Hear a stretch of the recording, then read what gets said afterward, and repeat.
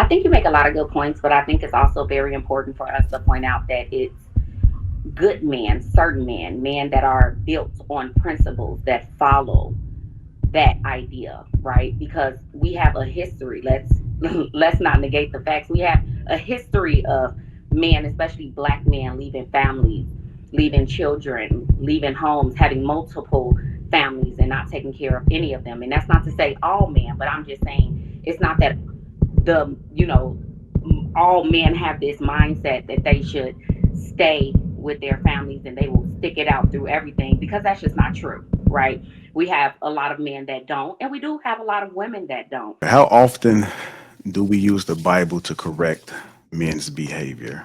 How often do we use the Bible to correct men's behavior? I see both faces lit up. Ann wasn't expecting this. Ty, I don't know. Ty just be, she can go either way. We don't know yet, but I want to kick this off first, man. How often do we use the Bible to correct men's behavior? Go ahead, Ann, since you volunteered. Yes. Sorry for raising my hand like we're in class. Um, I would say more often than not, we don't. We don't use the Bible to correct men's behavior. We use the Bible to show great models of masculinity. We often use the Bible to tell women when to shut up. But when we, when it's about sexual discipline, being submissive to the Lord, and this balance between women and men that we see in Ephesians. Yeah, I don't think we correct men's behavior. And I'm also curious to know like how this even came up. You just trying to move the goalpost, and My just bad. I'm you know, just, yeah, just but relax. Just relax a little bit. You spoke. You said what you said, and some people may agree. They may disagree with you. What about you, Ty? How often do we use the Bible to correct men's behavior?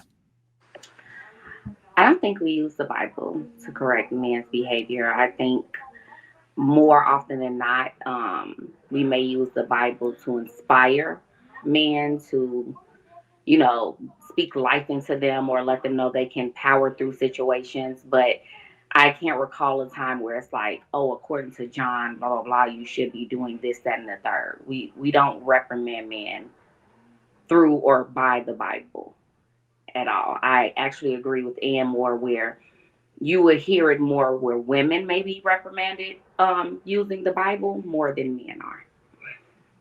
All right. What about you, Doctor Lady O? What's going on with the men? How come the men are not being corrected with the Bible about their behavior?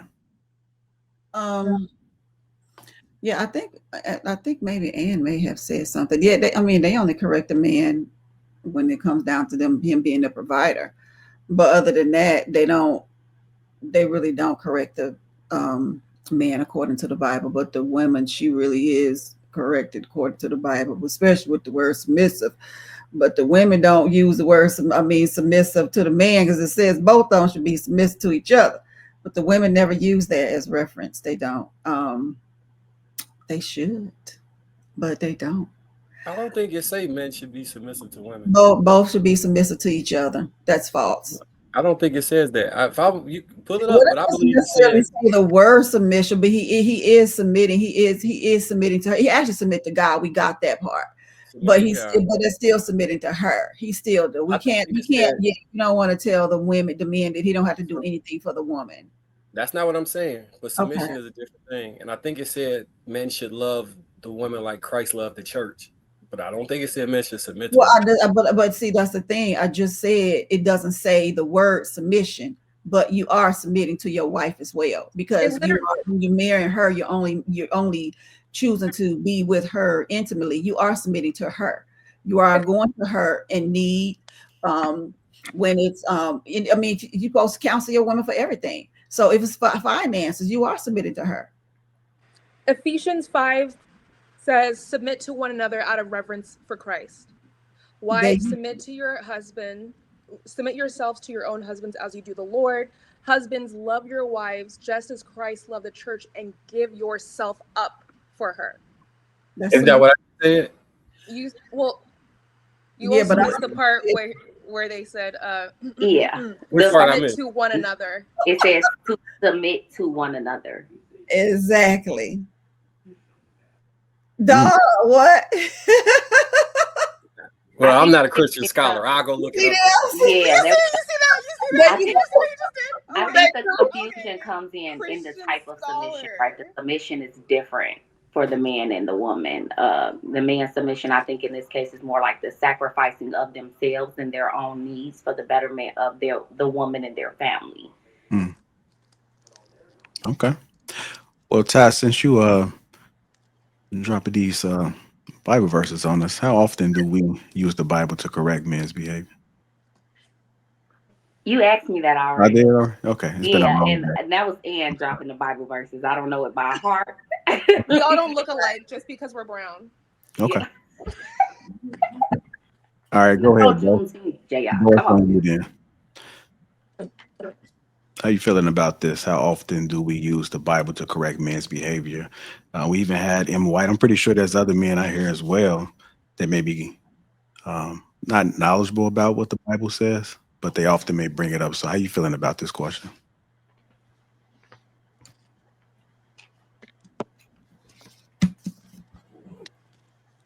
Can you hear me, Bo? I didn't hear you say Bo. I'm so sorry. Oh, okay. Um, so we don't use the Bible to correct men. Um, maybe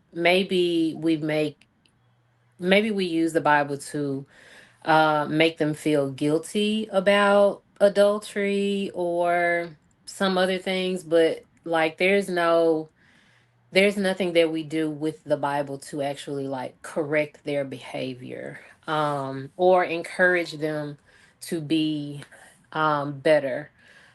We only do that with women, unfortunately. And I feel like men in particular have have this misconception that the only thing that the Bible is used for is to tell people about this hierarchy or how men are supposed to rule over people. So it basically gives men power, but it does not hold them to the responsibility of that power. It does not correct them in their behavior and in that power. So we don't use the Bible at all to correct them. Mhm. I wanted to piggyback off of what Bo said. I think it's not that the Bible itself doesn't hold men as far as like to the standards of which they're supposed to follow. It's that society doesn't, right? We choose not to do that as much as men would like to. Not even all men, right? Because all men, let's be honest, are not even into the Bible, just like Marcus just stated. He hardly knows it. A lot of men are Christian. They might be Muslim or something else or nothing at all, right? I think women, especially Black women, are the predominant audience of the church. And if we wanted to hold man to the standards of the Bible, it would be on us to do so. And I don't think we do it, right? Like, we don't do it enough. We would rather use it as a way to encourage and influence them. And it may be because we know that they're dealing with things on a day to day basis already. I don't want to throw this also on top of you, but if it's anyone who's like dropping the ball, it would be society or just women, right? That's actually holding men to the standard of the Bible. I hold. I wanted to. I was thinking the same exact thing because it's not that in the Bible there aren't instructions for both men and women. They're there. It's just the focus society. When it comes to how the Bible is utilized, society's focus is just not on both. But that's, like you said, not the fault of the Bible. It's the way in which we're. What do you think, Mr. Smooth?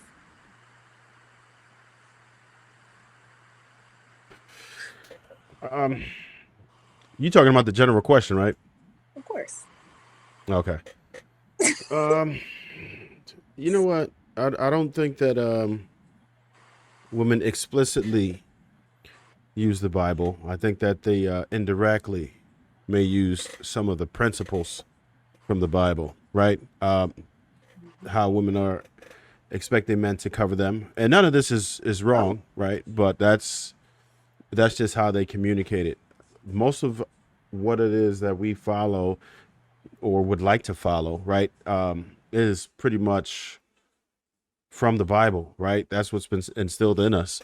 Even if people aren't devout Christians, they still are following principles of the Bible in many cases, right? Just because of the lineage just having Christianity behind it. So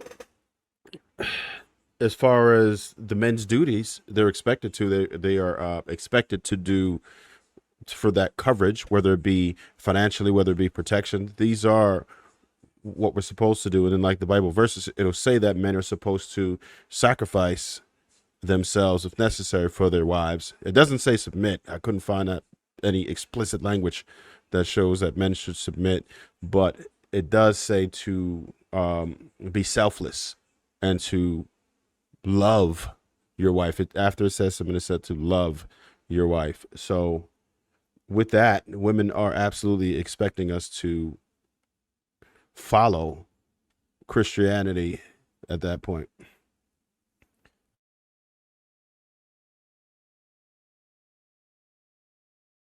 So the standards, in your opinion, for men are rooted in the Bible, and men are expected to maintain those expectations, those biblical expectations.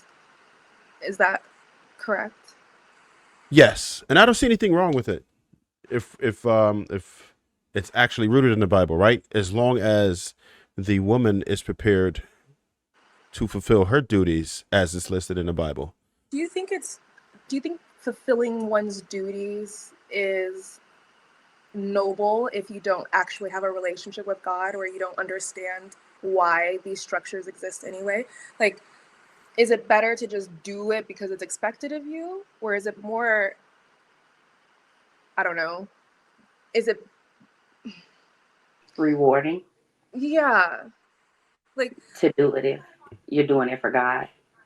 yeah, because mutual submission becomes a pleasure when you understand that relationship you have with God. But if you're just submitting because you're told to submit, it can feel oppressive, your submission, because you don't. Does that make sense? Like, just doing things simply for duty's sake. Men have no problem with that. We do plenty of Really? things for duty's sake. Yeah, absolutely. For the most part, yeah. Men Yeah. understand duty. That's why men generally don't leave their relationships. That's why men generally don't divorce their wives. That's why statistically more men are likely to stay with the woman after adultery. Is because men understand the duty. They want to be there for the kids. Yes, that's right, Bo. Go look it up for real. It's right. Men understand the duty and they don't quit. That's what it is that we do, and most of it is by duty. Men will continue to support a woman financially that they hate.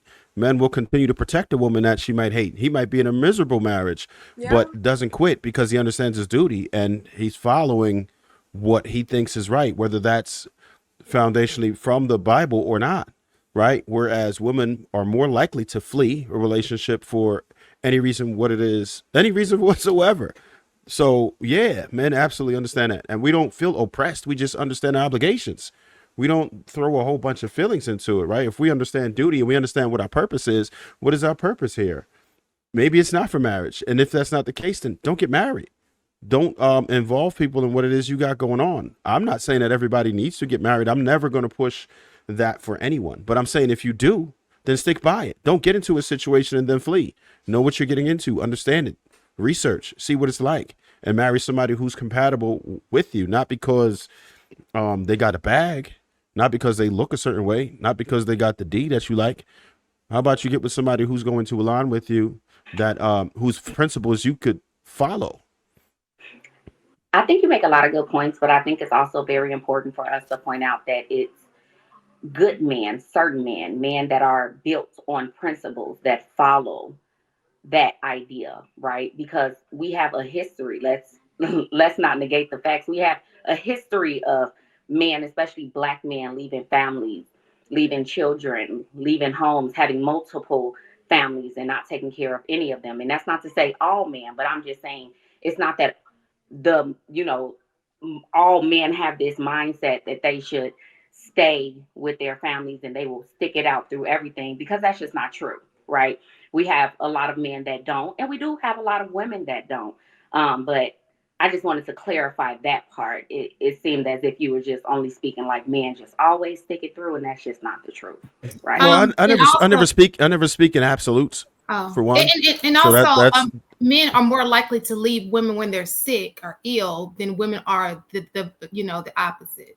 7 times more likely.